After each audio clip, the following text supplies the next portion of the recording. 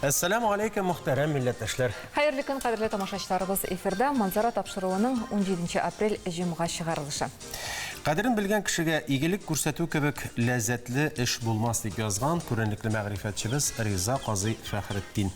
Һәм бүген җомга көн нәкъ менә бер-беребезгә изгелек эшли торган, бер-беребезнең хәлен белә торган, булыша торган көннәрдән. Тормыш гел алыштыр. Син яки язмышың аркага салыштыр дип яза Мөхәммәд Мирза. Тормышның безне кабат сынаган көннәре. Коронавирус, изоляция, хәтта экраннардагы яңа сериалда күңел тынычлыгын җуярга мәҗбүр итте. Әмма без бу катлаулы хәлләрендә үтеп чыгарбыз. Җан, тән, рух саулыгыбыз нык булсын. Җомга вәгазы сәхифәсендә Хәбир Хәзрәт Ханов ислам таләпләренә бинаән ашау әдәпләренә тукталыр. Өйдә күп вакытыбызны үткәргән арада бик файдалы киңәшләр. Сугышчан бүләкләр сәхифәсендә күп кенә каһарманнарны күкрәген бизәгән Кызыл Йолдыз ордены һәм аның тарихы белән танышып үтәрбез. Фатыйма белән Миндияр Гыйззатуллиннар сугыш чоры балалары. Әдәм күтәрмәслек сынауларны алар ничек узганнар соң? Шәйдуллин Абдулла Рахмай улы тарих фәннәре кандидаты, Совет партия хезмәткәре, күренекле лектор.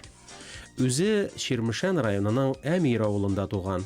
Мәшһүр галимнең сугышта катнашкан көннәре турында махсус сөйләрбез. Без сугыш чоры балалар турында җитәрлек дәрәҗәдә кайгыртабыз микән? Сугыш бит аларның да балалык, ана соң инде яшьлек чорын үзенең кайнар уты белән көйдереп алган. Алар да авыл җирендә булса колхозда, шәһәр җирендә булса завод, фабрикаларда җиңүне якынайту өчен бар көчләрен куеп эшләгәннәр. Әле шуның үстенә өзелергә торган җип кебек үзеңнең язмышыңны, үзеңнең тормышыңны да сакларга кирәк. Алдагы видеоязма геройлары Фатыма апа белән Миндияр абый Гыйззатуллиннар шул чор кешеләре. Аларның гаилә коруларына 67 ел. Тормышның җил яңгырында чыныккан, яшьлек елларында күп авырлыклар күреп, тыныч тормышның кадерен аңлап яшәүче гаилә белән якыннанрак танышык.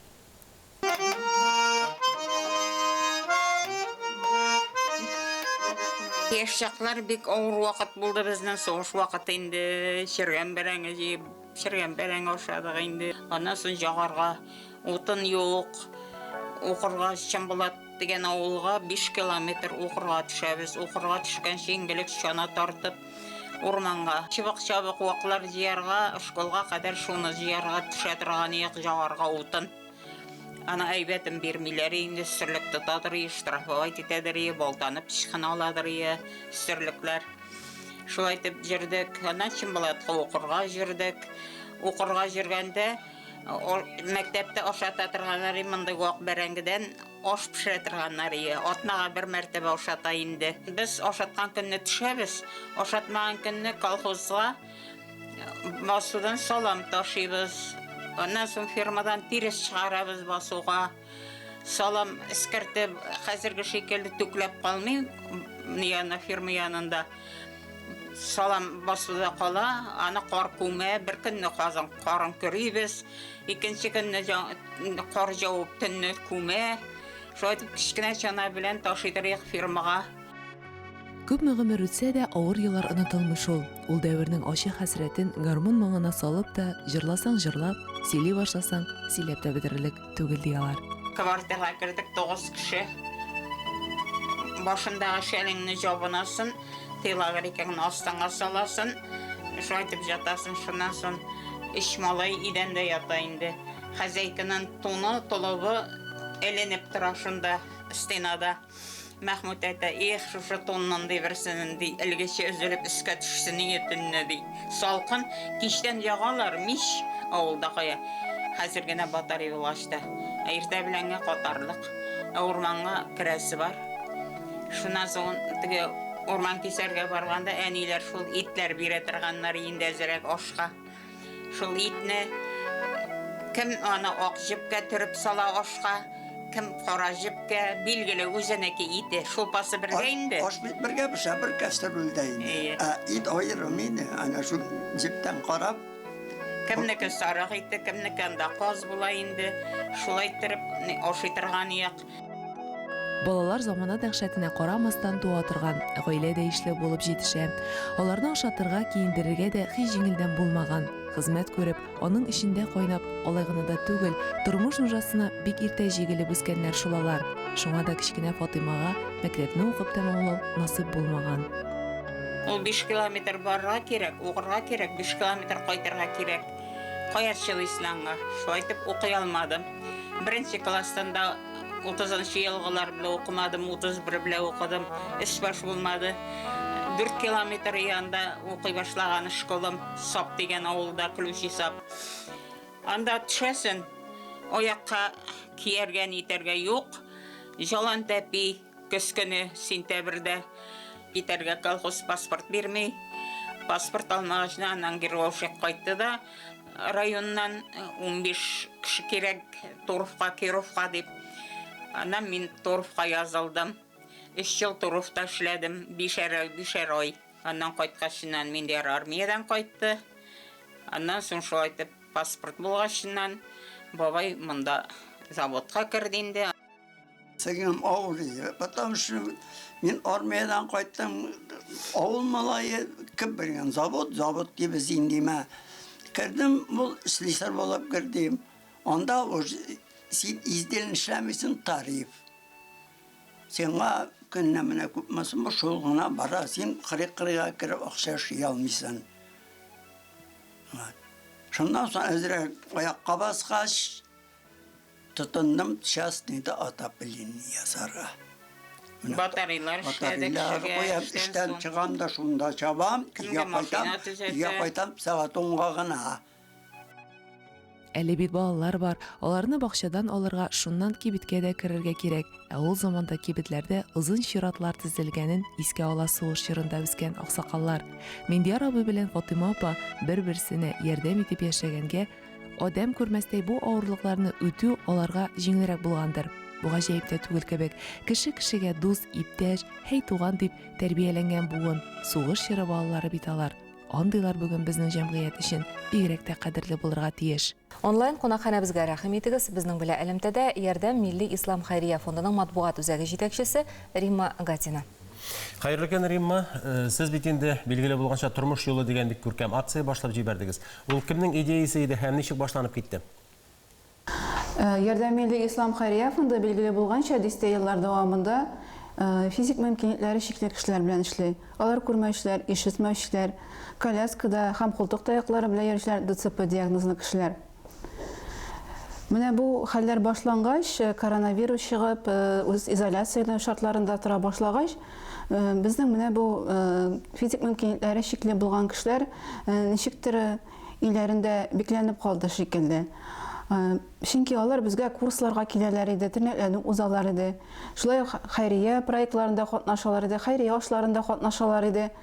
Һәм менә алар иләрендә утыра башлагач, аларга ничектер менә күңелсез була башлады дип әйтикме инде. Күңелсез генә түгел, ялгызлык та аларны били башлады. Чөнки алар безгә киләләр иде, аралашалар иде безнең белән. Һәм шуннан соң алар белән без менә сөйләшүләр алып баргач, шундай фикергә килдек, тормыш юлы дип аталган шушы социаль проектны башлап җибәрдек. Әлеге проект нидән гыйбарәт? Тулырак аңлатып үтсәгез иде. Көн саен без физик мөмкинлекләре чикле кешеләргә, шулай ук күп балалы гаиләләргә, ялгыз карт-карчыкларга, аз керемле гаиләләргә һәм шушы безнең үзебездә тернәкләрне узган кешеләргә кайнар ашлар өләшәбез. Кайнар ашлар дигәндә, менә инде без күз алдына китерәбез, аларны ланч боксларга салабыз. Анда безнең ул бик тәмле ризыклар, бик туклыклы көн саен үзгәреп торалар. Менә без аларны ничек илтәбез? Без инде бу эшләргә волонтерларны җәлеп иттек. Волонтерлар инде алар яшь булырга тиешләр, сәламәт булырга тиешләр. Чөнки өлкән яшьтәге кешеләр, алар утыралар иләрендә. Шуңа күрә безнең волонтерлар аларга илтеп бирәләр ланч бокс белән ашларны. Монда инде безнең икенче ашлар, салат, өлеш һәм ипи, итле ризыклар дип әйтергә кирәк. Менә без шулай итеп хәзер кешеләрне шулай тәэмин итә башладык. Менә шушы идея һәм максат нәрсәдә иде? Менә кайнар ашлар белән генә тәэмин итү түгел, шушы кешеләрне, авыр хәлдә калган кешеләрне, шулай ук аларга игътибар күрсәтү, аларның ялгыз икәнлекләрен оныттырырга тырышу һәм аларның менә үзләре генә түгел икәнен күрсәтәсебез килде. Әзер килеш пешкән ризыкны китерү әлбәттә бик күркәм башлангыч. Анысына ничек ирештегез, ничек уйлап алдыгыз? Менә Меселеп кеткенче интернетләнү узышлар арасында күрмәүчеләр дип әйтеп киттек без, әйме? Аларга, мәсәлән, ашарга пешереп, ашау гомумән бик җайлы түгел. Инде менә шушы самоизоляцияләнү шартларында утыра башлагач, аларның күбесен туганнары килеп булышалар идеме? Элегрәк инде, мәсәлән, бу хәлләр килеп чыкканчы, туганнары да килеп булыша алмыйлар хәзер, ашарга да әзерли алмыйлар. Кибеткә чыгып керүдә бик теге авырлык тудыра дип әйтик инде, әйме? Һәм пенсиялары да бик зур түгел бит инде аларның. Менә Ярдәм фондының шушы тормыш юлы дип аталган проектының башланып китүе алар өчен менә бик зур ярдәм булды һәм бик зур таяныч булды дип әйтергә кирәк. Әле менә шунысын әйтеп китергә кирәк, без аларга ашарга гына түгел, кирәк булган очракта без аларга саклык битлекләре дип әйтик инде, әйме? Һәм шулай ук илтеп бирәбез дарулар да. Бу да алар өчен бик зур ярдәм булып тора. Сез ярдәм иткән кешеләр менә шушы акцияны ничек кабул иттеләр? Әлеге проект инде безнең нидер бер системага салынган дип әйтергә кирәк. Шушы әзерләнгән тәмле ризыкларны безнең волонтерларыбыз тараталар. Волонтерларыбыз таратырга чыгып киткәнче, алар безнең медпунктта медицина күзәтү үтәләр. Аларга маска бирелә, перчаткалар бирелә, һәм температуралары үлчәнә, һәм аларга белешмә бирелә аларның сәламәт икәнлекләрен. Алар инде менә волонтерлар шушы ризыкларны алып чыгып китәләр. Шушы физик мөмкинлекләр шикле, аз кремле, күп балалы гаиләләргә, күрмәүчеләргә, ишетмәүчеләргә шулай тараталар инде. Һәм шушы тараткан вакытта бөтен саклык чаралары тормышка ашырыла дип әйтик инде. Алдан шалтыратып әйтәбез инде без аларга, менә без киләбез. Сез инде идә булыгыз. Алар инде булай да идә булалар бит инде үз изоляция шартларында. Һәм шушы вакытта алар чыгарып куялар, менә безнең волонтерларыбыз килгән вакытта алар чыгарып куялар урындык, һәм шушы урындыкка безнең волонтерларыбыз куя, артка алар чигенәләр. Һәм шушы кешеләр алып кирип киткәч кенә безнең волонтерларыбыз кайтып китә инде. Ланчбокслар белән кайнар ризыклар алар бик тәмле инде менә. Аларны менә хәтта үзебездә теге тутырганда күрәбез бит инде. Фотографияларын күрәбез. Авыз сулары килә инде менә ул ризыклардан. Өлкәннәр ничек кабул итте? Әлбәттә инде бик яхшы кабул иттеләр. Менә алар барысы да зарыгып көтеп торалар инде менә килгәнне инде. Ул рәхмәтләрен әйтеп бетерәмиләр инде ул әбиләр. Рәхмәт, рәхмәт дип инде аларны тыңлаганда күздәге яшьләр килә инде. Бу әбиләрнең дуалары менә безгә ярдәм иткән, шушы акциядә катнашкан кешеләрнең барчасына да барып җитсен иде. Менә ул кылган дуалар, ихластан кылган дуалар, алар менә йөрәккә үтеп керәләр бит инде. Менә бу мохтаҗлар, алар күп балалы гаиләләр менә һәм физик мөмкинлекле кешеләр, күрмәүчеләр, ишетмәүчеләр, коляскада йөрүчеләр, алар менә гомумән Аллаһ Тәгаләгә якын затлар дип әйтик инде. Менә шуңа күрә менә аларга менә шушы ризыкларны илткән саен илтәсе килә. Алар безне көн саен зарыгып көтеп тора һәм менә безнең ярдәмгә мохтаҗ, барыбызның да ярдәменә мохтаҗ дип әйтергә кирәк. Ярдәм Милли Ислам Хәйрия фондының тормыш юлы проектын тормышка ашырганда без кешеләрнең нинди милләттән һәм нинди дин вәкилләре булуына карап тормыйбыз. Безнең өчен барлык кешеләр дә тигез. Аларның мохтаҗ булуы һәм физик мөмкинлекләре шикле булуы исәпкә алына. Билгеле булганча, Ярдәм Милли Ислам Хәйрия фонды гомумән алганда кешеләрнең диненә һәм милләтенә карап тормыйча тернәкләндерү курсларын алып барды, ярдәм итүне оештырды. Һәм шушы принцип хәзер дә дәвам итә. Һәм шусын әйтергә кирәк, безнең проектыбыз апрель башыннан тормышка ашырыла башлаган иде.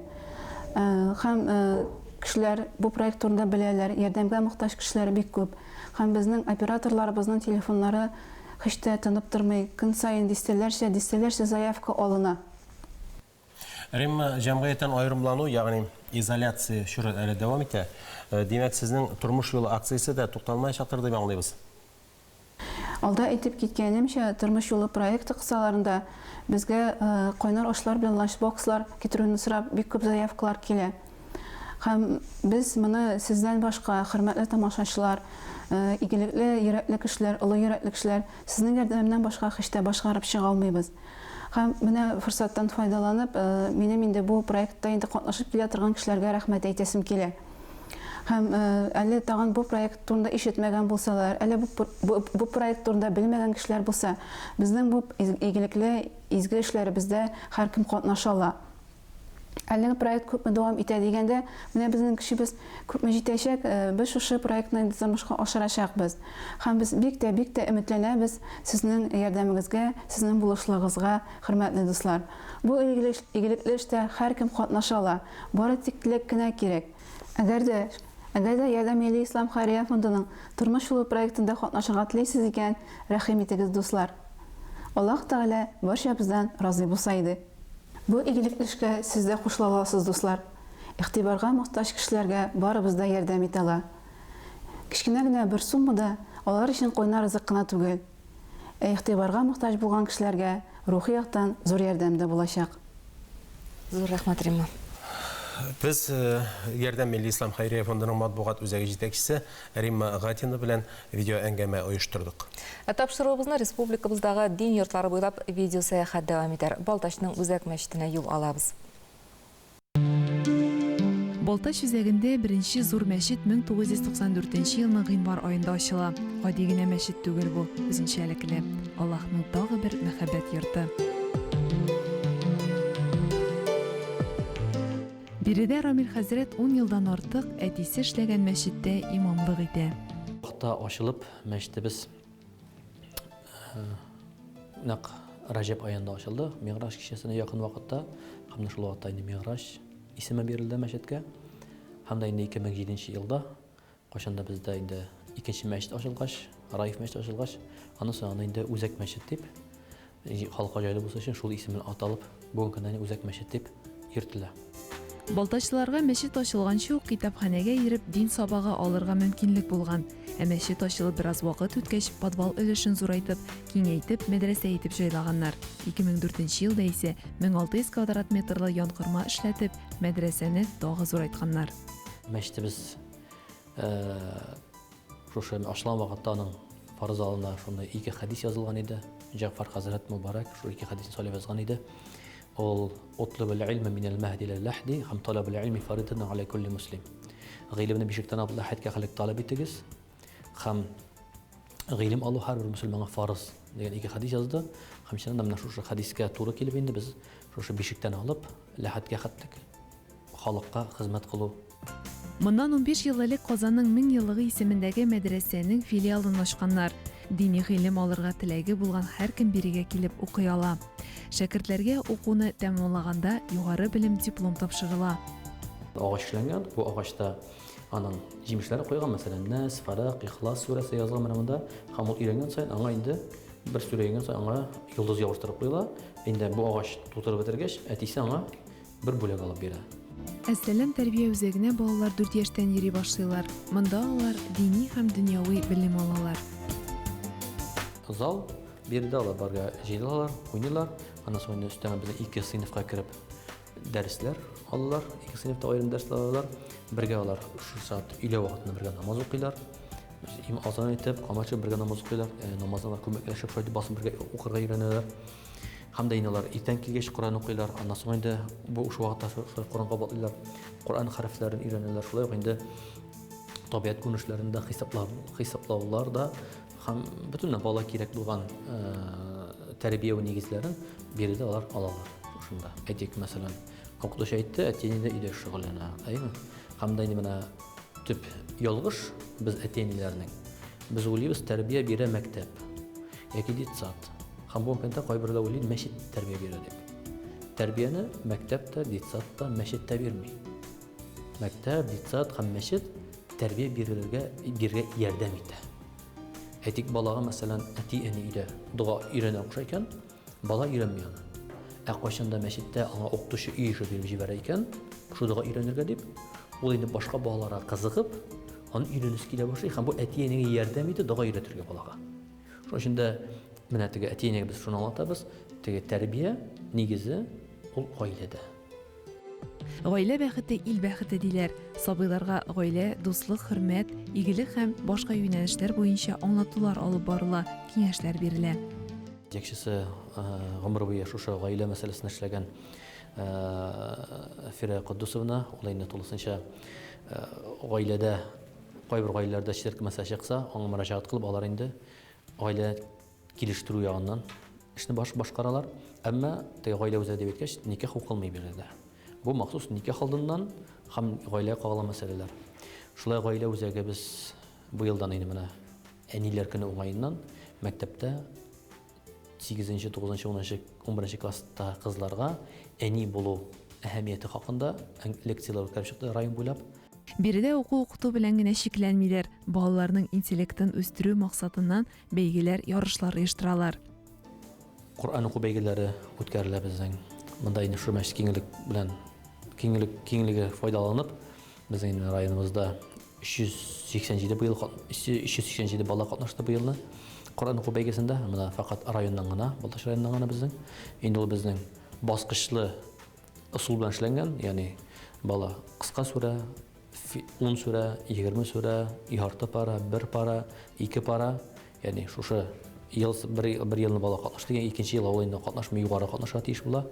Шушы әйтеп без инде бу көндә Аллаһка шөкер, Коръан уку бәйгеләрендә дә республикада урын алган балаларыбыз бар, Аллаһка шөкер. Шушы Коръан уку бәйгесе менә ел сайын бездә үзәк мәчетебездә оештырыла, башкарыла безнең. Монда инде барысы да шушы районның мәчетләренең укытучылары, имамнарының ярдәме белән бергә башкарыла барысы да. Әлбәттә бу эшләр инде беренчедә була алмый, шушында эшләгән коллективның, безгә ярдәм итүчеләрнең барсының олы хезмәте белән, олы ярдәме белән ул барысы башкарыла бездә. Балтач мәчетләреннән чыннан да нур бөркелеп тора. Гади генә түгел, хак дин, иман дине нуры, мәгариф нуры. Бүгенге көндә зур милли мәгариф музее ачылу өстендә эш алып баралар. Манзара тапшыруның этикет сахифасы табын янында үз-үзеңне тоту кагыйдәләре хакында еш сөйләде. Ә менә динебездә ашау әдәбенә кагылышлы нинди киңәшләр бар икән? Чыннан да җәмгыятьтән аерымлану, ягъни изоляция дәверендә без өйдә торырга мәҗбүрбез һәм әлбәттә инде аш-су бүлмәсенә, суыткыч тирәсеннән еш әйләнәбез. Ләкин алда ураза айы икәнен дә истә тотыйк һәм гомумән ислам әдәбе буенча ашауга карата мөнәсәбәт нинди булырга тиеш?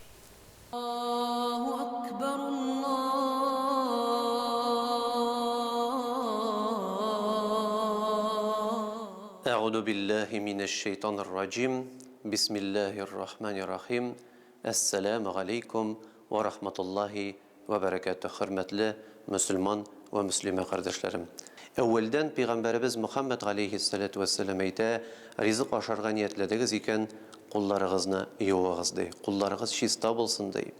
İkinciden hürmetli tuğanlar Peygamber Aleyhisselatü Vesselam ayta bizge bütün rizqni, işimlikni qabr aldından, işir aldından siz dey duasını aytib başlağız dey. Çünkü sizning tanigizga kirgan har bir madde Allah ismi bilan kirga tiyиш. Endi qisqasi Bismillah duası köp degende cemaat bik matur bir dua var. Ул да булсын инде Аллаһумма барик лана фима разактана ва қина газабаннар. Ягъни Раббым Аллаһ шушы ашаган ризыктан безгә бәрәкәтләрен генә бир. Начар булган матдәләрдән безне ярак кыл һәм шушы ризык белән тукланып, көчле, изге тормышны алып барырга насип әйлә дигән дуа булып тора. Пәйгамбәрбез галейһиссалату вассалам шулай ук әйтә: Кул мимма ялик, ey Müslüman кешесе ди, кырыңда булган ризыкны аша ди. Өстәл артыннан сузылып, әллә кайда булган ризыкларга син бер качан дагын инде кешеләргә мәшәкать чыгарып, аларны җафалап, кулларını сузма ди. Нигә? Чөнки бу зур әдәпсезлек. Пәйгамбәрбез галейһиссалату вассалам үзенең ризыгын ашый башлаганда һәр вакытта дагын су белән башлый торган булган, җимеш ашап башлый торган булган. Һәм инде дин галимнәре аңлаталар моны нәрсә дип, ягъни кеше үзенең ризыгын башлаганда җиңелдән башларга тиеш. Чөнки авыр белән башласа, кешенең инде көн дәврендә төрле ширләре, авырлыклары, ашказаны белән ниндидер мәшәкатьләр килеп чыгарга мөмкин. Шуңа без сезнең белән җәмәгать башлаганда инде үзебезнең ризыкны җиңелчә башлыйк. Пәйгамбәрбез галейһиссалату вассалам әйтә: "Кул би яминик" ди ашаганда үзеңнең уң кулың белән аша ди. Бу инде җәмәгать безнең мөселман өммәтенең матур бер йоласы, гадәте булып тора. Һәр вакытта да бөтен изге эшне без уң кул белән эшлибез. Ризыкны ашыйбыз уң кул белән, садаканы бирәбез уң кул белән, сәламын бирәбез уң кул белән, бер-беребезгә нидер изгелек эшләгәндә уң кул белән шушы эшне башкарырга ашыгабыз. Һәм шуңа дагы ризык тагын безнең тәнебезгә кергәндә һәр вакытта да уң кул белән керергә тиеш. Чөнки уң кул ул безнең бәрәкәт китерә торган матур бер чара булып тора динебездә.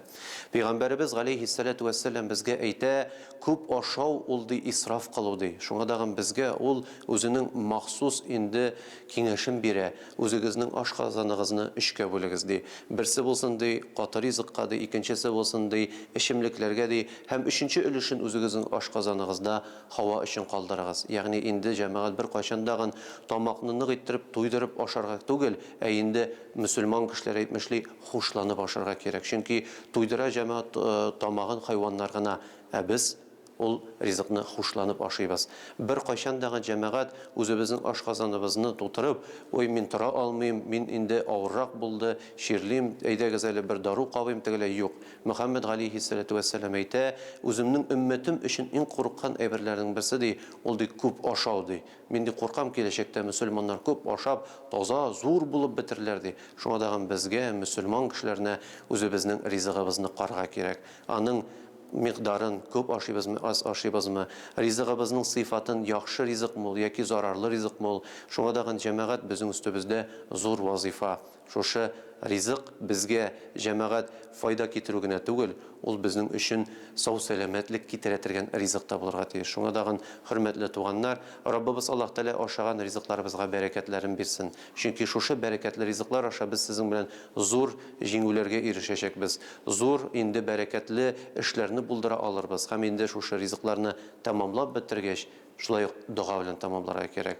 Әлхәмдүлиллаһилләзи атгамана ва сақана ва җаалана минал муслимин. Ягъни Раббым Аллаһ, син безне ашаттың, син безне эчердең, син безне мөселманнардан кылдың һәм Рабби Аллаһ сиңа барлык шушы биргән нигъмәтләреңә шөкр рәхмәтемне белдерәм дип ризыкны тәмамларга кирәктер. Бу безнең үстебездә шулай ук зур юла булып тора. Раббыбыз Аллаһ Тәала безне хәерле изге эштә генә тормышыбыз уздырырга насыйп кылса иде. Амин. Ассаламу алейкум ва рахматуллаһи ва баракатух.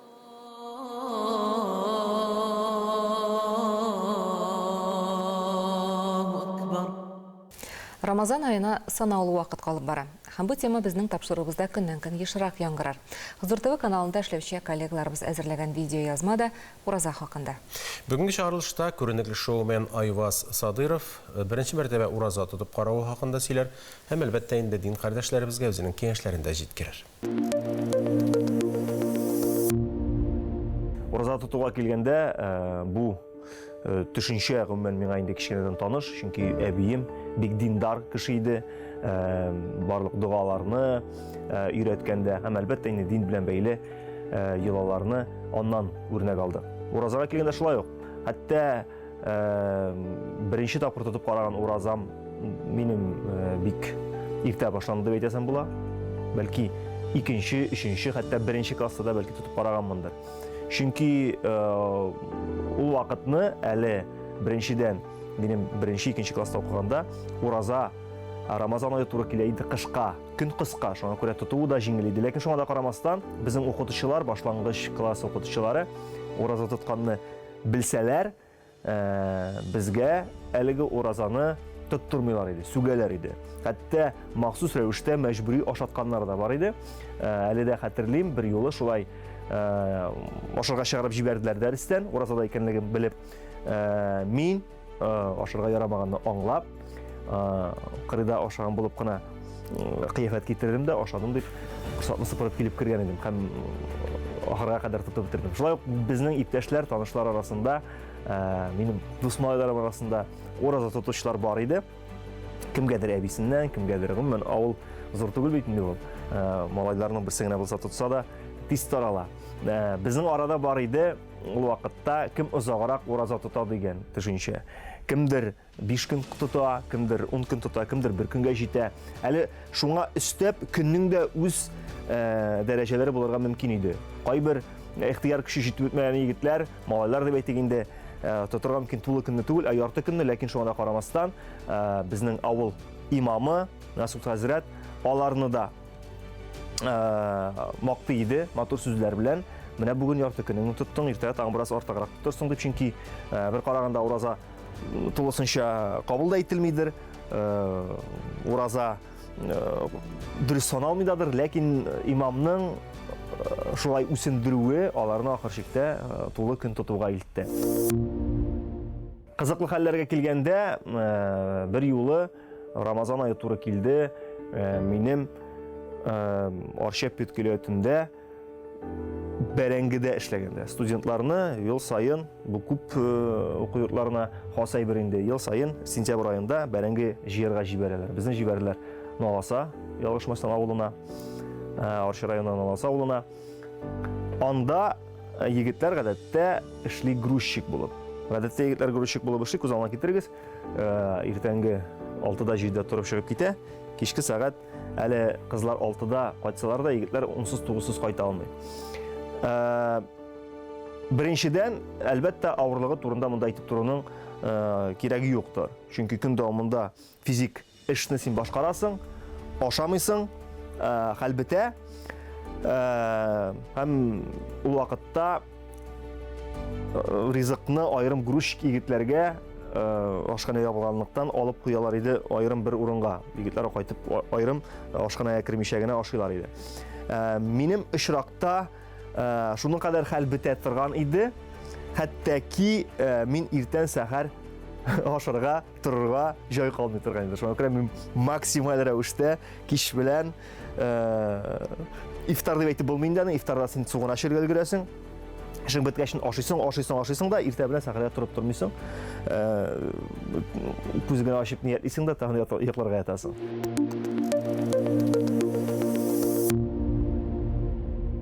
Әгәр дә ураза тоту сизелмәсен дисәң, үзеңне миңа калса эш белән йөкләргә кирәк. Менә бер юлы хәтерлим, Рамазан аенда мин отпуск алырга булдым. Отпуск алдым, кайтып киттем Арчага. Беренче уразымны тоттым, беренче көнне, һәм шуны аңладым. Ял вакытында, эшләмәгән вакытта, башың ниндидер эш белән тулмаган вакытта, читен икән ул ураза тоту, каядыр утырып кына, ял итеп кенә көн уздыру бик авыр. Шуңа күрә, әгәр дә сез эш кешесе икән, иркенләп эшләгез. Эшләнгәндә син гомумән башың белән чумасың эшкә, карын турында, ризык турында син гомумән онытасың, һәм җиңел тиз үтә. Аннан тагы бер лайфхак. Без гадәттә сәхәр вакытында күп ашарга тырышабыз, күп эчәргә тырышабыз. Энергия туплыйбыз, монда нидер теге физика законнарын күз алдына китереп. Ләкин мин шуны аңладым. Сәхәрдә күп ашау, бәлки әле хәтта эчү дә кирәк түгелдер. Чөнки мин бу әйберне тойганым бар, күбрәк ашыйсың, күбрәк эчәсең һәм көн дәвамында ниндидер бер авырлык, организмда авырлык тоясың. Җиңелчә генә калып куйсаң, хәтта суны да бер стакан су эчсәң, җиңелрәк ураза. Бу икенче елга керәм, бу ел булмады инде, бу ел авыр дип йөрүчеләргә киңәш, сез бер көн булса да тотып карагыз. Менә шушы бер көннән соң аңлаячаксыз, аның бер нинди кыенлыгы юк икәнлеген, аның җиңел икәнлеген, тәнеңезгә дә сихәт, әлбәттә инде савабы да булдан булыр бу очракта. Киләсе видеозмабызның герое Бөек Ватан сугышы ветераны Абдулла Рахмай улы Шәйдуллин. Ул 1908 елгы. Бик иртә ятим кала, әти-әниләре вафат булганнан соң үзенең апасы тәрбиясендә берникадәр үскәннән соң ул Красноярск якларына үз көнен үзе күрергә, бәхет эзләргә чыгып китә. Һәм анда Боготол шәһәрендә батрак булып эшли, көтүче булып эшли. Ширмешән районында яшәгән якташлары Абдулла Шәйдуллинны гырурланып искә ала. Әмир авылында туып үскән егет утны суны кичеп дошманны җиңеп кайта. Беленгә омтылышы аңа данлыклы укытучы, галим булырга ярдәм итә. Бөек Ватан сугышы батырлары белән танышуыбызны дәвам итик. Бүген сүз Абдулла Шәйдуллин хакында булыр. Абдулла Шәйдуллин 1908 елның 15 майында Самара губерниясенең Әмир авылында дөньяга килә. Кеше яшеннән үк укуга тартым була аның.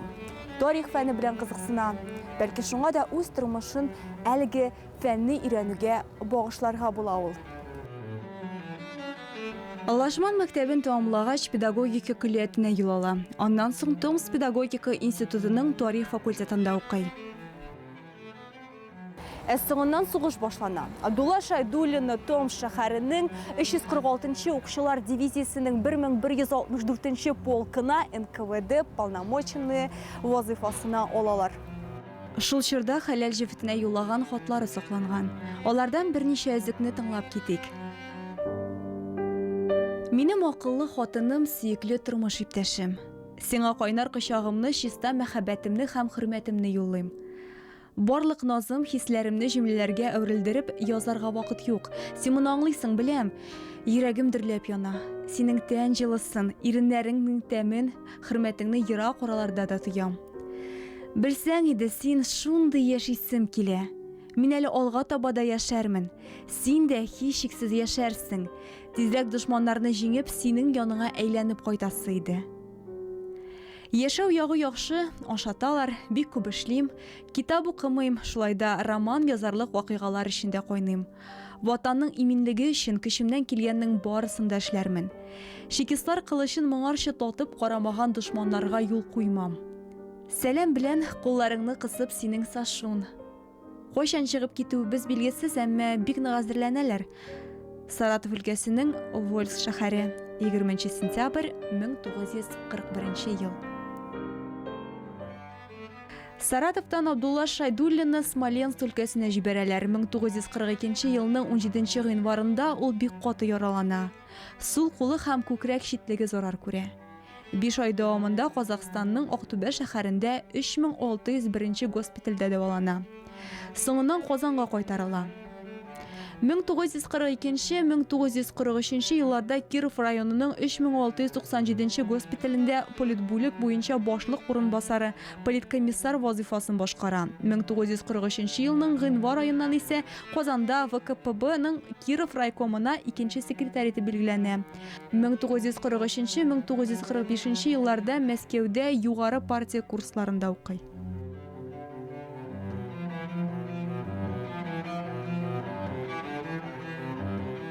Сугыш тәмамланып, инде тыныч тормышлар башлангач, Абдулла Шайдуллин үзен тулысынча яраткан шөгыленә багышлый. Ул тарих фәнен өйрәнә. 1945-1948 елларда Татарстан өлкә комитеты каршындагы Республика партия мәктәбендә тарих фәне укытучысы була. 1948-дән шунда марксизм-ленинизм нигезләре кафедрасы мөдире вазифасын башкара. 1964 елда тарих фәннәре буенча кандидатлык дәрәҗәсен ала. Гомеренең соңгы көненә кадәр үзен әлеге фәнне өйрәтүгә багышлый. Абдулла Шайдуллин Германияны җиңгән өчен Бөек Ватан сугышында җиңүнең 20 еллыгына, Бөек Ватан сугышында җиңүнең 30 еллыгына, СССР кораллы көчләренә 50 ел, СССР кораллы көчләренә 60 ел, Ленинның тууына 100 ел уңаеннан юбилей медальләре һәм мактау билгесе, Кызыл йолдыз орденнары иясе.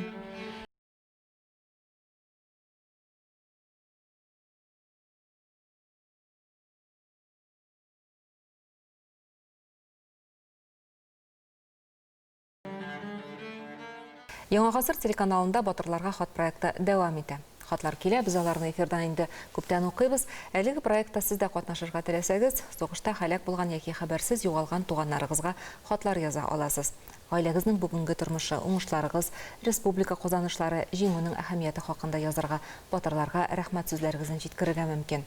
Алар үткәннәргә барып җитмәсә дә, бу хатлар хәтерне барлау яшь буынга тәрбия буларак кыйммәтле. Безнең индекс 420095, Казан шәһәре Шамил Усманов урамы 9-йорт ТНВ. Конвертшына җиңүнең 75 еллыгына дип куегыз. Электрон хатларыгызны экрандагы адреска юлларга мөмкин. Безгә шигъри рәвештә язылган хатлар да килә башлады. Без моңа бик сөенәбез. Мәсәлән, чираттагы хатны Нурлат шәһәреннән Фәүзия ханым Мөхәммәтовадан алдык. Чын шагыйрә буларак ул әлбәттә шигъри рәвештә язган. Әсмә бием белән Вәли Мөхәммәт бабамның Бөек Ватан сугышында хәбәрсез югалган уллары Яруллин Фаиq Вәли Мөхәммәт улына легенда эстабарлар отряды эзләнүләре ярдәмендә шәхсән Малыгин Владимир Сергеевич булышлыгында кабере табылу уңаеннан Фаиq абыемның һәм сугыш фаҗигасы аркасында шундый аянычлы язмышка дучар булып, хәбәрсез югалган исеме күтәреп, ватан өчен газиз башларын салган 100 мең нәрсә солдатларның яктырухларына багышлап, шигъри калыпка салынып язылган хатым дип җибәргән ул безгә үзенең әсәрен. Әлбәттә, бу 4 өлештән тора торган шигъри цикл шактый озын һәм шуңа күрә без аның эпилогын 4-нче бүлеген генә укырбыз. Сугыш фаҗигасы булып хәбәрсез югалганнар, тарих катламы астында мәңгелеккә калганнар, бер кайчанда ачылмаска ябылган әлеге сер 70 елдан артыграк тәхеттә хөкем сөрер. Һәм ниһаять сер диварын ватып җимергән аваз хәбәрсез югалганнардан исәннәргә кайтаваз. Табылдың, килде хәбәрең, инде рухың шатлансын, сандыкта яткан дипломың музейларда саклансын. Табылдың, кабереңне дә ят итү булды насыйп, таштан куйган һәйкәлдә гәүдәгез тора басып. Шәһид киткән җаннарыгыз оҗмахның түрендәдер, Раббыбыз хузуры булган иң бөек үрендәдер. Әбием белән бабама мәгълүм булып бу хәбәр, әнисәңнең рухына да ирешми калмас мәгәр. 26 яшыңда мәңгелеккә юл алып, 75 ел үтсә үтте, тик калмадың югалып, дип яза Фәүзия ханым. Зур рәхмәт, менә шулай күңелне айкап ала торган хатлар килә, аларны укыганда безнең дә күзгә яшьләр килә. Һәм без сездән алга таба да менә шулай үзегезнең якыннарыгызга багышлап язган хатларыгызны көтеп калабыз. Әлегә безнең тапшыруыбызны реклама чыгарылышы дәвам итәр. Бүгінгі вазгыятка бәйле рәвештә ел сайын апрель айында үткәрелә торган чаралар быел онлайн форматта үтәчәк. Мәсәлән, Татар дозор квесты 19 апрельгә планлаштырылган. Анда катнашырга теләүче командалар бүген теркәлеп өлгерергә тиеш. Мин татарча сөйләшәм акциясе елдагыча 26 апрельдә үтәчәк, әйткәнебезчә онлайн режимда. Рамазан айында үткәрелүче чаралар да шул рәвешле оештырылыр дип көтелә. Ләйсән Хәсәнова безнең милләттәшләребезнең дини тормышы хакында бәян итәр. Сүз сезгә, Ләйсән, рәхим итегез. Ассаламу алейкум, мөхтәрәм дин кардәшләребез, җомга көне мөбарәк булсын. Ульяновск өлкәсендә моннан 6 ел элек төбәкнең Диния нәзарәте каршында садака хәйрия фонды оешкан иде. Шул аз гына вакыт эчендә алар йөзләгән ялгыз әби-бабаларга, авыру балаларга ярдәм итәргә, өлкәдә уза торган һәр төрле хәйрия чараларында катнашырга да өлгерде. 7 тармакта эшчәнлек алып баручы әлеге фонд егетләре бу карантин көннәрендә аеруча мохтаҗ картларга ярдәм итү, аларга азык-төлек, дарулар кебек көндәлек кирәк-яраклар китерү белән мәшгульләр.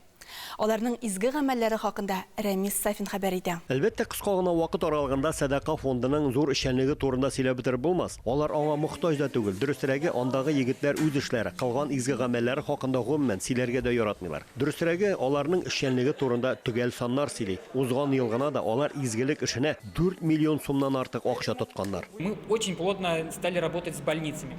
Областная детская больница, больница номер 2 специализированные для детей с отклонениями. Очень плотно с ними работаем. В каждой больнице, мы знаем, есть комнаты игровые, где дети, которые болеют, играют. То есть в областной больнице это 10 комнат, в больнице номер 2 это 8 комнат. Полностью фонд взял на себя обеспечение по канцтоварам. То есть мы закупили по 10 наборов в каждую комнату, начиная от пластилина, альбомов для рисования и так далее. Затем мы закупили для больницы номер 2 кислородный концентратор, даже такой, попросили приставку, так как оборудование для них купили, а без этого концентратора оно работать не может. Мы помогли, приобрели концентратор. Сейчас вплотную активно работаем с органами соцзащиты. Бүген алар кабат юлда, кабат мохтаҗларга ярдәм итү эшендә. Ульяновск районы Кызыл Сөендек авылында яшәүче Сәрия әбинең атна сайын килеп йөрүче балалары карантин булу сәбәпле Казаннан кайта алмаганнар. Авылда берничә әби-бабай гына яши. Аптека түгел, кибет тә юк. Өлкәнең татар автономиясе үтенече буенча кабат ярдәмгә садака фонды килә. Бер өстәл тутырып алар узакка җитәрлек итеп азык-төлек алып килгәннәр. Мине шатландырган кебек. Яктан яңа тынычлык биреп, кеңгән изаклар биреп, кайырлы ян тынычлар биреп, шушы балаларга хәзер аткан чәчәк кебек яшәргә насыйп итте. Хәйриячеләрнең чираттагы тукталышы 94 яшьлек Бөек Ватан сугышы ветераны Сәйдел Шәриф ага фатирында. Башкортстанның Илеш районында туып үскән ил агасы моннан берничә ел элек 56 ел гомер иткән хатыны Мәүлидә вафат булгач, Ульяновскига балалар янына күчеп килә. Аппетиты яхшы, итләр, көндә итле ашлар пешерәм, нитәм, пирожкилар пешерәм. Акчаларны полностью книжкасын все отдал. Әйтте, кызым, сама все распределяй, все сама смотри, я живу теперь у тебя. Сәйдел Шәриф ага яши торган Идел аръягы районының татар милли мәдәни автономиясе өлкән яшьтәге хезмәт һәм сугыш ветераннарын һәрчак күз уңында тота. Аларга ел дәвамында һәр төрле азык-төлек, яшелчә, җиләк-җимеш җыелмалары тарата. Җирле мәхәллә рәисе, автономия җитәкчесе Рафаил Хәзрәт бүген ветеранны туган көне белән дә котларга килгән. Кыргызстан сәламәтлек, бәхет, шатлык. Бергә матур гына яшәргә. Рәхмәт Аллаһ Тәгалә үзегезгә иман байлыклары бит. Менә кичкенә генә подарок. Сәйдел Шәриф ага туган ягы Башкортстанда гомер буе эчке эшләр органнарында эшли. 40 елдан артык хезмәттә байтак медальләргә, бүләкләргә дә лаек була. Ләкин минем өчен бүләкләрдән дә бигрәк кешеләрдән рәхмәт сүзләре ишетү кадерлерәк иде. Кешене нахакка рәнҗетүдән бик курка идем, ди ветеран. Сугыш еллары турында искә төшергәндә исә ул сәгатьләр буе сөйли ала. Истәлекләр җитәрлек. Кардан палатка эшләйбез дә, асларга башта шинельләрне җыябыз. Икісін жабынырға керек. Вот шулай өлмей шүгіт қалдық. Құдай өлімні бермей, Аллаха тағала гына өде сақласа. Арақыны менен өпеніме от берелер. 100 грамм тігі франта бой. Менен өпеніме құлғадан берем бұл кішілер. Әтәмәкіні менен olmadım gümrükede kulgadı. 12 başkanı verelerin, anasını vereleri. İli bir kilogram şeker, ili 1 kilogram konfet. Садака фонды егетләре әнә шулай сугыш яисә тыл ветераннары янына килеп, коры күчтәнеч кенә калдырып китмиләр. Алар белән аралашып, аларның яшьлек хатирәләрен дә яңарталар. Андый аралашулар аларга яшәү дәрте бирә, киләчәккә дә өмет өсти бит. Республика мәчетләрендә җәмәгать белән үтүче күмәк чаралар. Шул исәптән намазлар туктатылды. Әмма кирәк булса, анда кизү торучы имамнар калды. Кичектергесез сораулар килеп туганда һәм дини йолалар уздырырга кирәк булган очракта мәчетләрдә кизү торучы имамнар бар. Ягъни мәчетләр һәм мөселман оешмалары эшчәнлеге туктатылмады. Алар дин тотучыларны җәлеп итмичә яки онлайн режимда алып барыла. Хәзер барлык йолалар да бик аз сандагы кешеләр белән үткәрелә. Никахта бары кияү, кәләш һәм 2 шаһид булырга мөмкин. Исем кушу йоласы бала һәм әти-әнисе барында башкарыла. Карантин чараларына бәйле рәвештә Саратов шәһәре Җәмигъ мәчете каршындагы якшәмбе мәктәбе күптән түгел дистанцион белем бирүгә күчте. Бу хакта Россия мөфтиләр шурасы сайты хәбәр итә. Уку процессын туктатмаска, дәресләрне онлайн режимына күчерергә карар кылынган. Якшәмбе мәктәбенең һәр мөгаллиме үз дәресен төрле мессенджерлардагы махсус төркемнәрдә алып барачак. Моңарча Саратов якшәмбе мәктәбе «Мин Рамазанны көтәм» дигән темага иҗади бәйге игълан иткән идем. Ул Instagram социаль челтәрендә үткәрелә. Малайлар һәм кызлар якшәмбе мәктәбендә дин нигезләрен, гарәп телен, ислам этикасы белән таныша. Биредә шулай ук иҗади остахана эшлим. Якшәмбе мәктәбендә дәресләр, уеннар һәм әңгәмәләр рәвешендә үткәрелә. Программаны тиз һәм нәтиҗәле үзләштерү өчен заманча материаллар файдаланыла. Мәктәпкә 5 яшьтән алып 15 яшькәчә балалар йөри. Дәвам итәбез. Бу көннәрдә Казакстанда яшәүче милләттәшләребез, дин кардәшләребез белән элемтәгә кердек. Рамазан аена алар ничек әзерләнә? Бу хакта Азат хәзрәт Фазылҗанов сөйләр. Ассаламу алейкум, Азат хәзрәт. Ва рахматуллахи тағала ва баракату. Хөрмәтле ватандашлар, хөрмәтле туганнар, хөрмәтле мин яраткан милләттәшләрем. Аллаһ Субханаһу һәм Тәгалә алдыбыздагы килә торган бәйрәмнәребездә хәсиятле Рамазан айларын мүбәрәк итеп, иншалла шу Рамазан айларына ирешергә насип етсен дип әйтәсебез килә. Казакстан мусламаннары дини нәзаратының хәзрәтләре һәм фәтвасы белән ушбу Рамазан айында карантин вакытында ничек роза тотабыз икәненә җаваплар биргәннәр икән. Шул җавапларны әйтсәк, Рамазан айында роза тотыла, фитр садакасы бирелә, ләкин җәмәгать белән мәчеттә таравих намазлары укылмый, өйдә укыйбыз. Ифтарларны өйдә ясыйбыз, гаилә белән ифтарлар, димәк авызашарларны, ифтарларны өйдә ашабыз, ясыйбыз. Кафеларда, ашханаларда, зур-зур урыннарда ифтарлар ясарып кушмыйлар. Чөнки карантин вакытында ширләргә мөмкин кешеләр. Сакланырга кирәк. Димәк, әби бабаларыбыз әйткән икән, саклауны Ходай саклый ди. Рамазан айы башланырга да санаулы көннәр генә калып бара. Әлеге изге айда масса күләм чаралар һәм лекциялар онлайн форматта узачак. Сайтларда, социаль челтәрләрдә, Хазур ТВ мөселман телеканалында һәм Азан радиосында рус һәм татар телендә изге ай турында программалар күрсәтеләчәк. Һәм әлбәттә инде Яңа гасыр телерадио компаниясе дә Рамазан айы турында бик кызыклы видеоязмалар күрсәтәчәк. Мөхтәрәм дин кардәшләребез, бүгенге җиткәсе мәгълүматлары менә шулар иде. Аллаһ Тәгалә кушканнарын үтәп, тыйганнарыннан тыелып яшик. Исән сау булыгыз. Ләйсән бик зур рәхмәт. Тамашачыларыбыз Ләйсән Хоснуллина белән дүшәмбе көнне Дарья сәхифәсендә очрашалар. Хәзергә безнең тапшыруыбызны хәбәрләр чыгарылышы дәвам итәр. Ил көн яңалыклары белән танышыйк.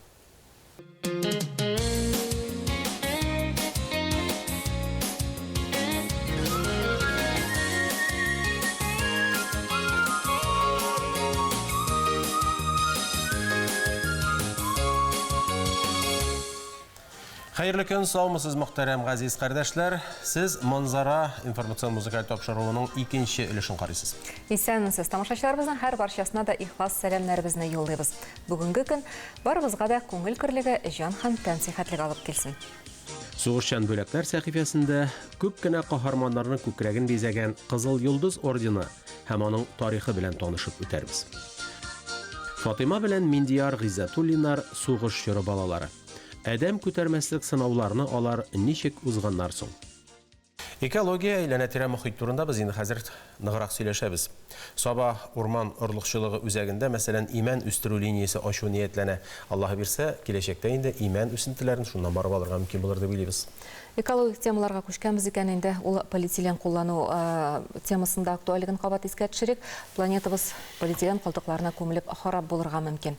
Экологлар бу хакта күптән чаң суга. Пакетларга чорналып, оча, йөзә, ашый алмыйча тилмергән кошлар һәм диңгез хайваннарын гасырлар буена таркалмыйча ятачак чүп өемнәрен видеога төшереп, экологлар безнең полиэтиленнан баш тартырга индиләр. Кибеттән ашамлыкларны пакетка түгел, тукымадан тегелгән сумкага салып ташый башласак та, күпме файда булачак диялар. Казан иң инновацион һәм заманча шәһәрләрнең берсе. Моны без елдан-ел күбәя бара торган экологик оешмалар аша да беләбез. Без сезне таныштырырга теләгәне экологик Казан бердәмлеге дип атала.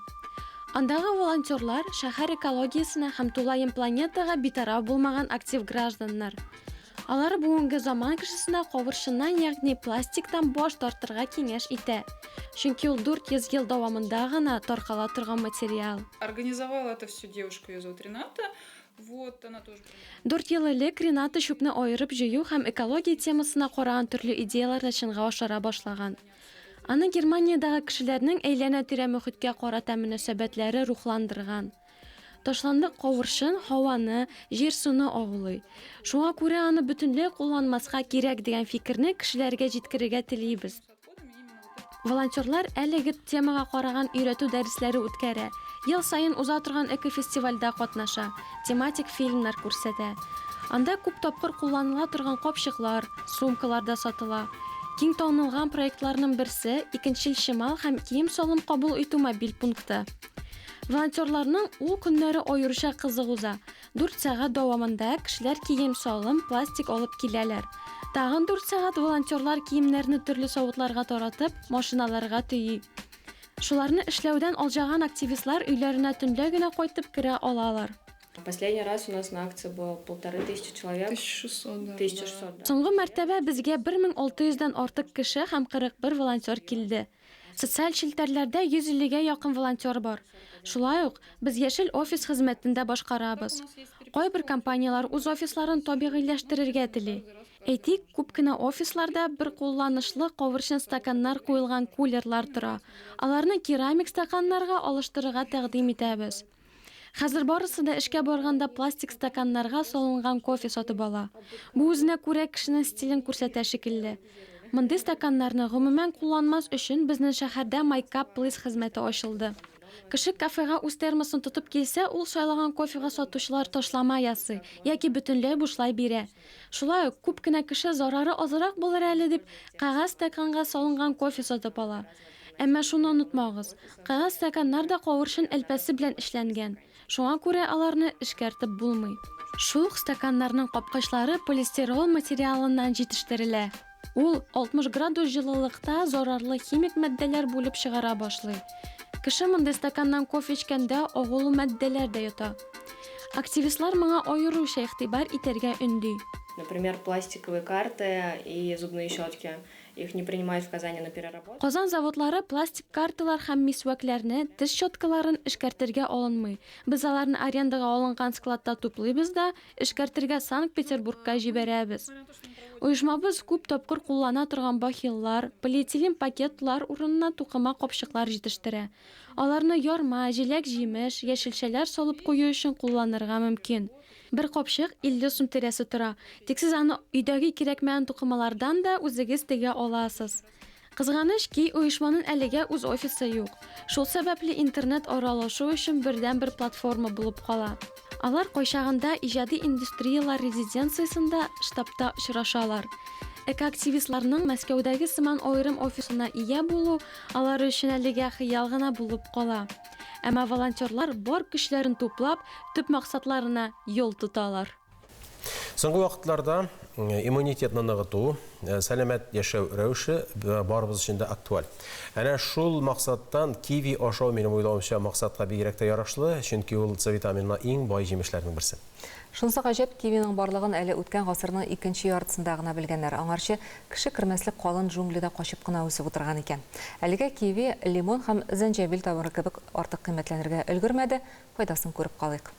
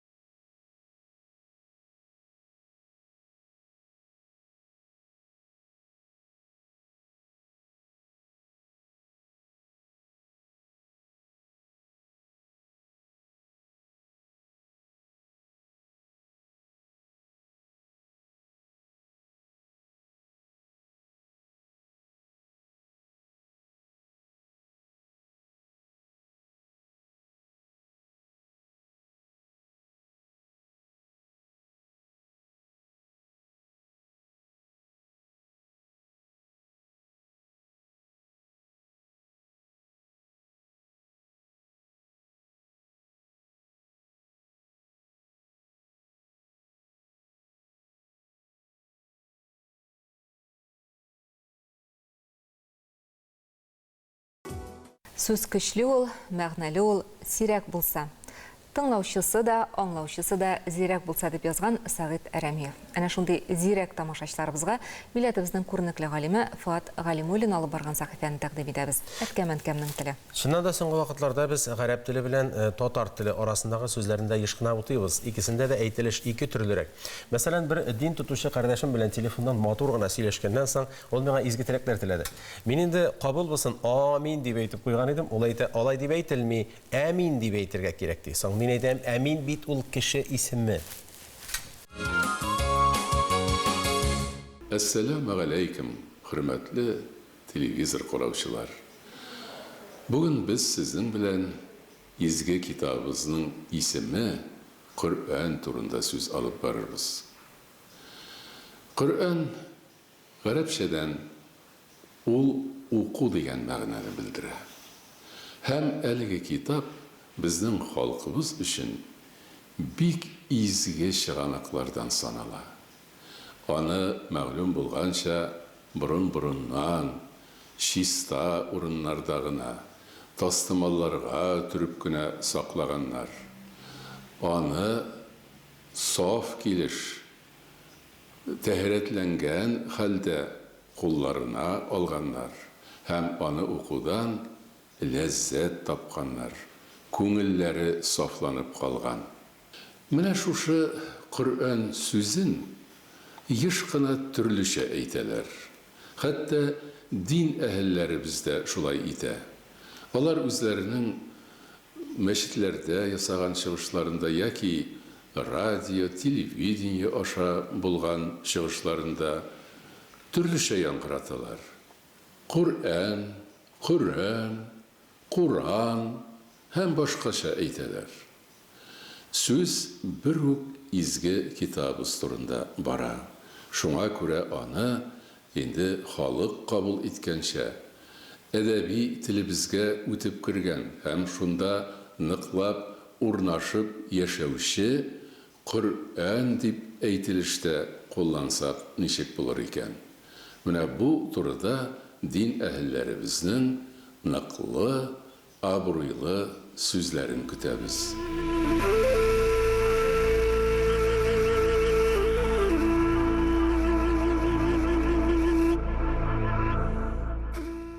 Хөрмәтле тамашачылар, сезне шартлы рәвештә кунакханәбезгә чакырабыз. Инде аңлап өлгергәнсез, без кунакларыбыз белән видео элемтә аша элемтәгә чыгабыз.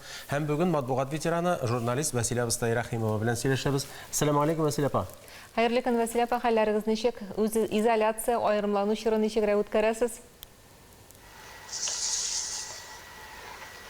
Бу коронавирус дигән зәхмәт бөтен дөньяны бер көн эчендә, санаулы көннәр эчендә әйләндереп алды.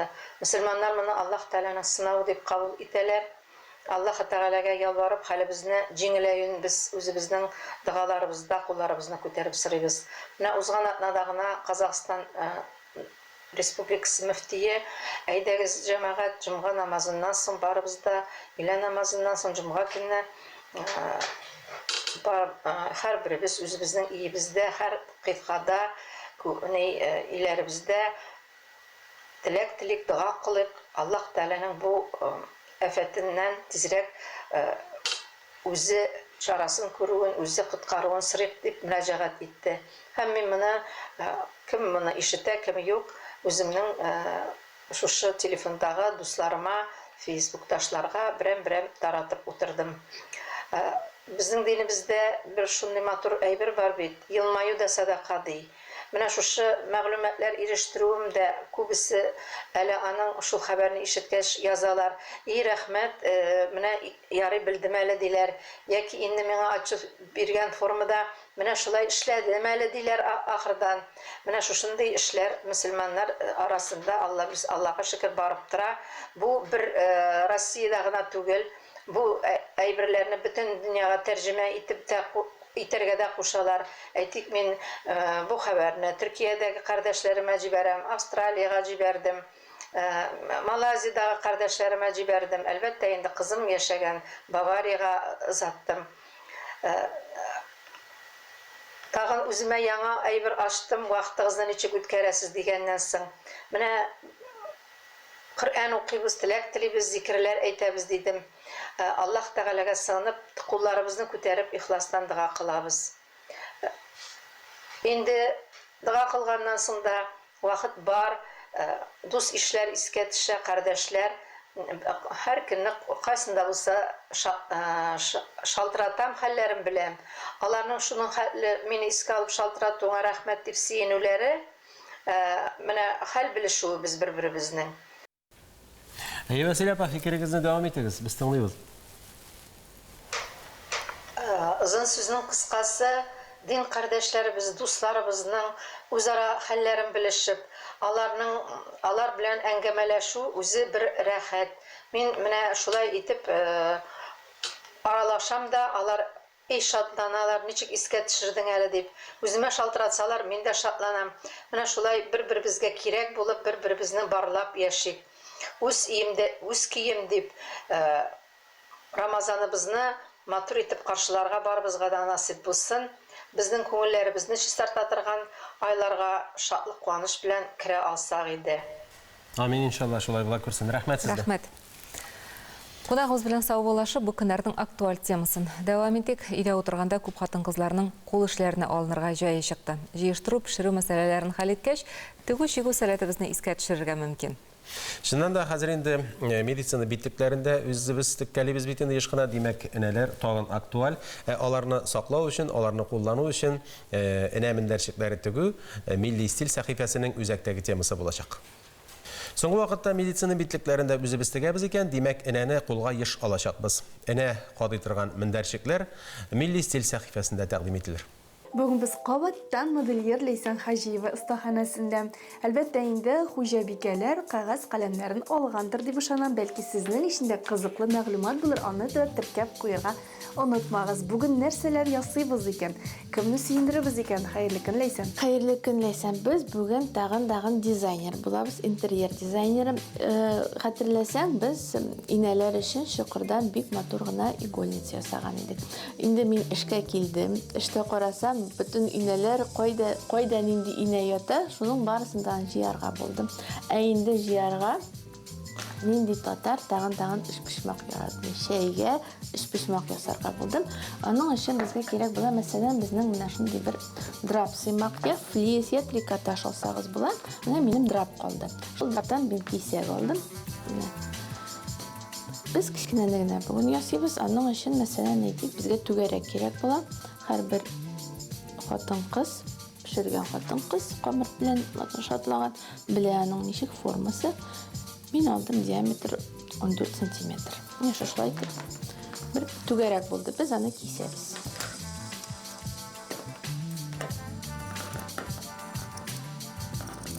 Менә кисеп бетердек. Һәм инде ничек эшпишмакны ясарга. Без аны бер кырын алабыз.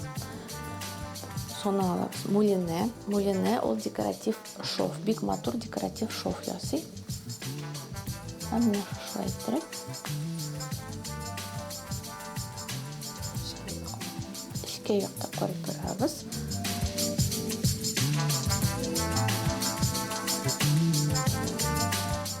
Менә шулай иттереп матур гына итеп декоратив шов ясап. Сиңа тапшыра.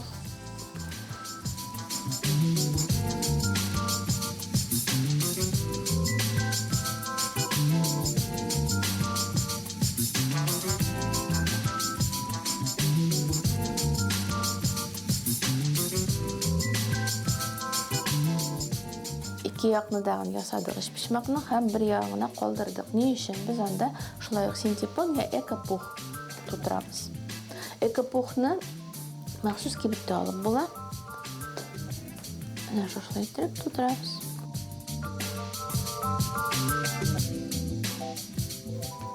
Һәм инде барысында менә тутырып бетергәч, булды матур дигәч, аны ябып куябыз. Тегеп куябыз. Шундый ук декоратив шов белән. Эшне тамамладык. Һәм инде бар инәләрне матур итеп киссәк була. Менә шундай эшпишмаклы да булдык. Безне һәр җомга сайын карап барыгыз. Хуҗабикәләргә бигәсе киңәшләр байтак әле безнең. Hörmətli tamaşaçılar, sizin etibarınızға Soğuşcan Büləklər səhifəsini təqdim edərimiz. Əgər də siz özünüzün ata-babalarınız, qaharman yaqdaşlarınızın batırlığı turunda biləsiniz ki, həzir tulu bir sayt işləb girək. O Podvig Naroda deyib atala. Həm anda nindi batırlığı üçün verilgən ikənligin tasvirlamalardan da oqırğa mümkün.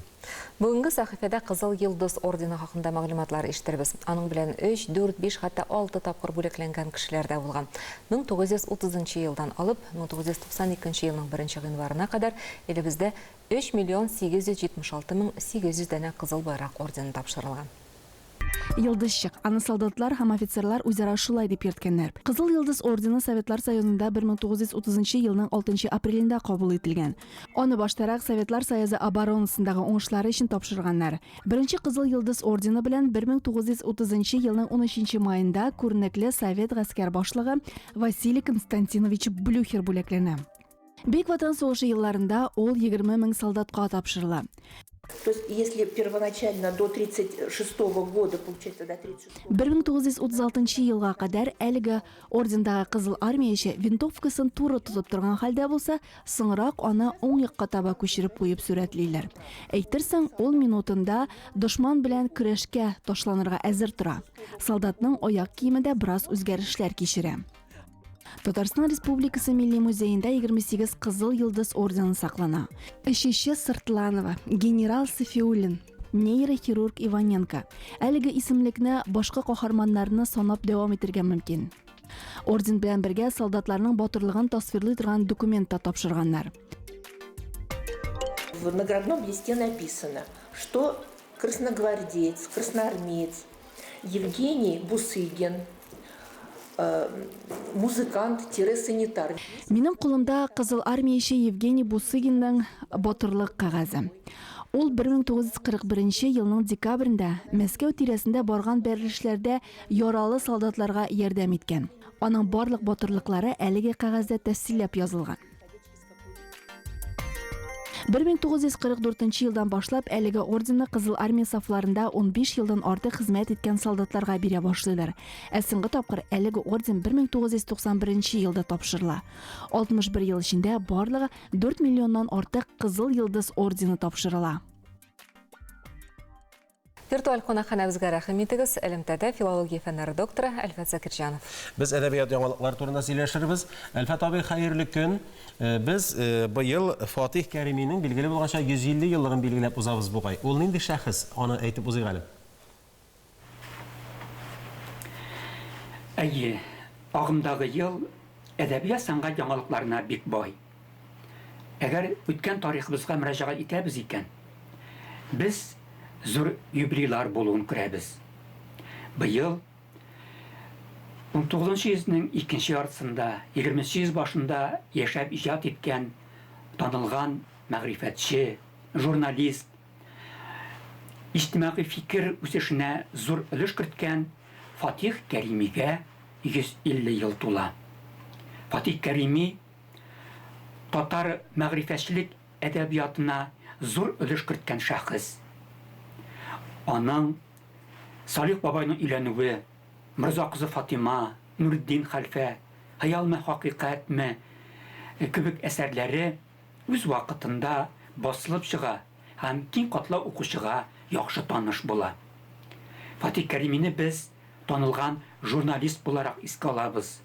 Ул 1906-1917 елларда 11 елдан артык Вакыт исемле газетаның мөхәррире булып хезмәт итә. Ул чорга әйләнеп кайтсак, әлеге газета нәкъ менә татар тормышын төрле яктан чагылдыруы белән гаять әһәмиятле урын алып тора. Ул шушы чорның тарихи ел язмасын билгеләп үзендә саклап тора дип әйтә алабыз. Фатих Кәрими киң кырлы эшчәнлек алып барып, ул җәдид мәдрәсәләре үстерүгә гаять зур өлеш кертә. Кызганыч ки, әдипнең гомере фаҗигале төгәлләнә. 1937 елда ул төрек шпионы дигән нахал гаеп белән кулга алына һәм җәзалап үтерелә, атып үтерелә. Шулай да Фатих Кәриминең хезмәтләре, аның эшчәнлеге бүген дә саклану уята. Чын мәгънәсендә энциклопедик белемгә ия булган әлеге шәхеснең тормышын, иҗатын өйрәнү, аны халкыбызга җиткерү әле бүген дә бер зур бурычыбыз булып тора. Әлфәт абый, без инде мәктәп программасыннан Захир Бикиевны бик яхшы хәтерлибез һәм аның да быел юбилей елы бит. Әйе. Быел 19 йөзнең танылган әдибе Захир Бикиевның тууына 150 ел тула.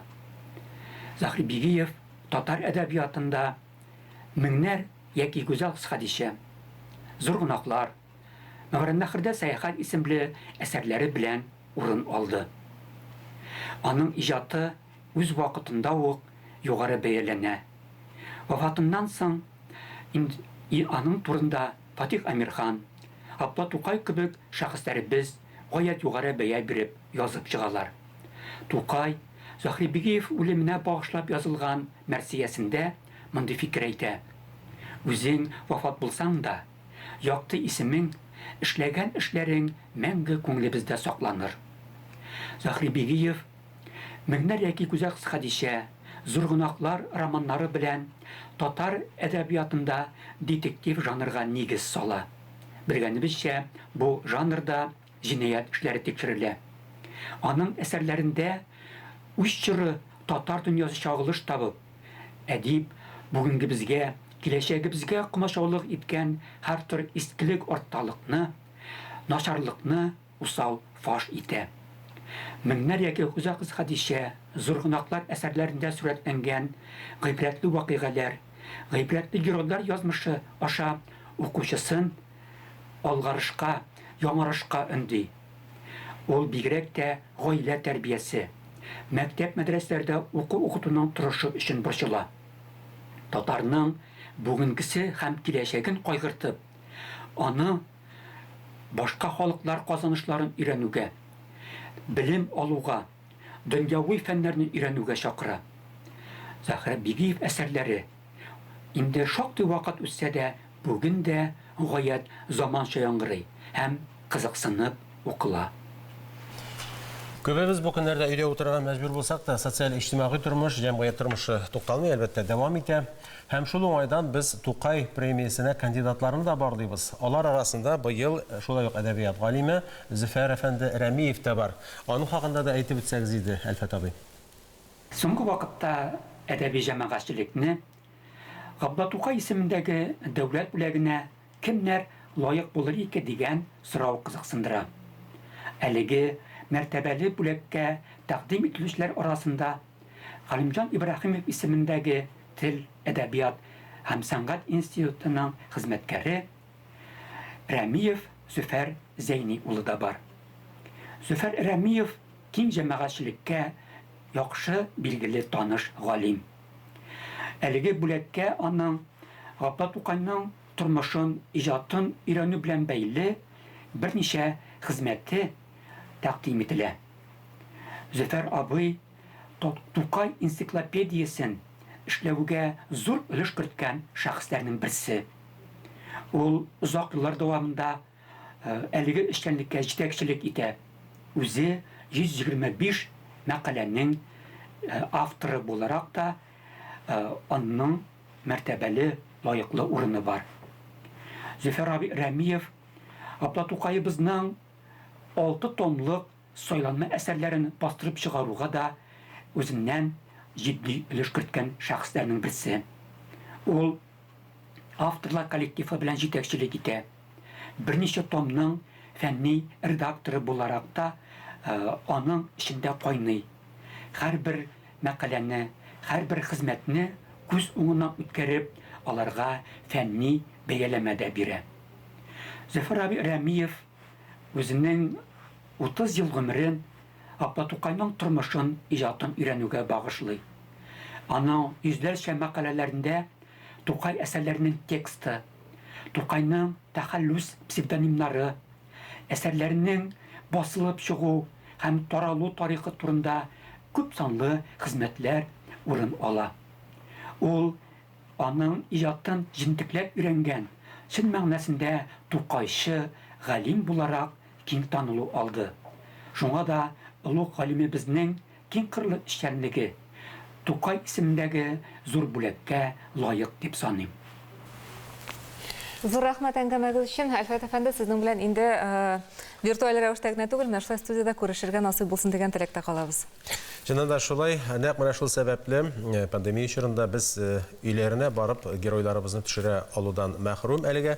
Шунлыктан быелгы Габдулла Тукай премиясенә намзәтләрнең кандидатларының берсе булган филология фәннәре докторы профессор Зөфәр Зәйни улы Рәмиев турында видеоязманы былтыр җәй көне төшерелгәнен кабатлап күрсәтербез. Казаным сәхифәсендә аны Гөлчәчәк Шәйхетдинова әзерләгән иде. Кама-Тамагы районы Каратай авылында туып үссә дә, Казанда еш кунак булган Зөфәр Рәмиев. Әтисенең кыз туганнары Казанда Яңа бистәдә яшәгән. Бер апасы Мәҗит Гафури урамында. Кеше Сембер, аннары Кеше Ямашев атамаларын алыштырган урамның бер очы Зират башы, бер очы Степан башы дип йөртелгән икән. 1890 елларда Степан исемле рус байы яшәгән. Аның монда 2 этажлы 5 йорты булган һәм фатирга һәр вакыт татарларны гына кергән. Һәм киң күңелле булып, акчалы кулына бер тинлекләр алып шия торган булган балаларга. Шундый. Һәм менә шул вакытларда Габдулла Тукайда монда бер кадәр яшәп алган. Монда фатир шушы Степан йортында фатир кергән булган Мөхәммәд Вәли һәм аның хатыны Газизә. Кызганычка каршы, монда бик матур гына алар Абдулла Тукайны тәрбияләгәннәр, ләкин кызганычка каршы беркадәр үзләре авырып киткәннәр өчен яңадан инде Кырлайга Зиннәтулла муллага затканнар. Зөфәрнең Шәмсуруй апасы зират очында яшәгән. Зәки апасы торган йорт Мехшылар урамында булган икән. Шуны эзләп киттек. Әмма йорт күптән юк инде, урынын гына таптык. Элекке заманда, мин йөргән заманнарда 2 этажлы бер йорт тора. Бу йортның хуҗасы булган Исмәгыйль доктор Усманов. Ул революция кадәр ук врачлыкка укып чыккан табиблеккә һәм халык арасында бик авторитетлы кеше булган һәм бик аны хөрмәт иткән. Менә инде революциядән соң ул йортта 7-8 семья яшыйдыр иде. Шуларның берсе минем әтинең сеңлесе Зәкия апам яшәде. Зөфәрнең әти-әнисе дә әле колхозлаштыру башлангач, колхозга кермичә, шушында яңа бистәдә яшәп алган була. Әнисе Мехшылар фабрикасында эшли башлый, хөрмәт казана. Әмма кайнатасы авырый башлагач, Рәмиевлар авылга кайтып китә. Исмәгыйль доктор йортында әле ул вакытта Исмәгыйль абзыйның дип әйтим, җәмәгате дә исән иде. Кызы Зөлфә Усманова, ул заманнар фәннәр кандидаты булып, культура институтында укытты. Аның ире бик хөрмәтле кеше Булат Гыззатуллин. Ул заманында Татарстан Республикасының мәдәният министры булып эшләде. Менә мин бер караганда бу минутта монда басып торган бераз моңсуланам да, чөнки үткәннәр искә төшә, кайтарып булмый. Шул вакытта ихлас сөйләшүләр, кешеләр белән аралашулар, яңа бистә бу тирә бала-чагалар белән Иделгә, Түрт чакрымда Иделгә су кыйнырга барулар. Бу тирә халкы Иделгә шәмбе-якшәмбеләрдә пикникка чыгадыр иде. Хәтта кирагазлар алып барып, пончиклар пешерәләр иде. Шундый вакытта шунда Иделдә су кыйнганым истә, күп нәрсә истә һәм моңсуланасың инде. Яңа бистә кушаматлары, ишек алдында ут яндырып кичләрен лотто уйнаулар, трамвай юлы салучы әсир японнар. Зөфәр Рәмиевнең һәр адымына хатирә иярә. Кайчандыр үзе бер дөнья булып кайнап яшәгән яңа бистә хәзер шулай истәлекләрдә генә саклана. Без Илдар Кыямов һәм Гөлназ Рахматуллина сезнең белән киләсе очрашуларга кадәр сау булашабыз. Һәр барчагызга да исәнлек, саулык, йортыгызга тынычлык һәм муллык телибез. Дөньяның караңгылыгын тәнкыйтьләгәнче бер шырпы кабыз дигән бик акыллы сүз бар. Бүген без һәрберебез дөньяны матурлау өчен, яктырту өчен, изгелеккә атлау өчен бер эш эшли алабыз. Битлектәрегезне дөрес итеп бурыннарыгызны каплап киеп йөрегез, кулларыгызны ешрап юыгыз, пешеткә кисәгез тагын да әйбәт. Һәм җәмәгать урыннарында бик зур зарурият булмаганда йөрмәскә тырышыгыз. Исән-имин булыгыз.